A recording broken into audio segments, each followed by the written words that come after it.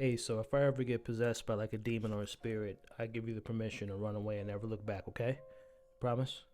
All right, deal.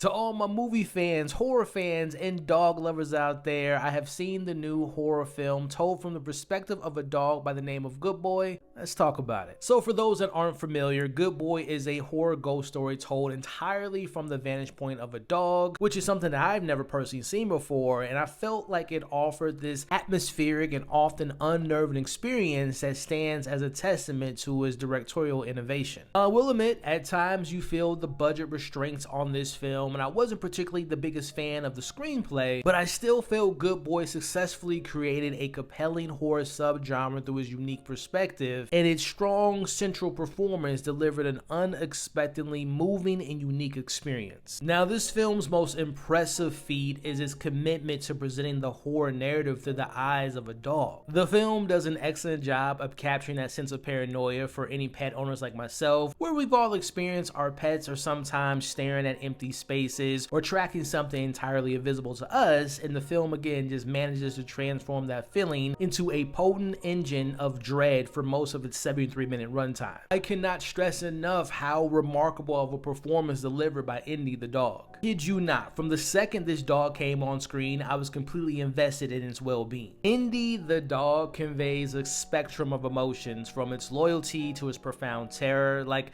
I grew up watching the Air Bud movies and I thought those were like excellent performance, which they are, but this is just next level as far as like animal performances I've ever seen. The only other performance I can think of that had that type of level of gravitas was, I believe the dog name was Messi in The Anatomy of Fall. Like, those two pet performances are the benchmark. Like, those are excellent animal performances. This film doesn't come out as flaws. I kind of mentioned it earlier, but this film does have a limited budget, and sometimes that affected some of the visuals of the film. Like, in particularly, it's very murky, and in the darker, more scarier moments, it's almost like impossible to see what's going on. I also found the writing to be a little bit underwhelming, and also the film does do a good job of building tension, but the jump scares, I thought that they could have been a little bit more effective, and again, the screenplay to me at times felt a bit flat. But overall, Good Boy stands as an innovative and compelling entry in the horror genre, primarily due to his commitment to the dog point of view and Indy's outstanding performance. And it is indeed an innovative film worth a watch for everyone seeking a unique and emotionally charged horror experience. I know some of you all are probably wondering if something terrible happened to the dog, a la it dying. I'm not going to answer that question here. I don't want to spoil that, but the answer is out there. The directors and producers have said what happens to the dog, but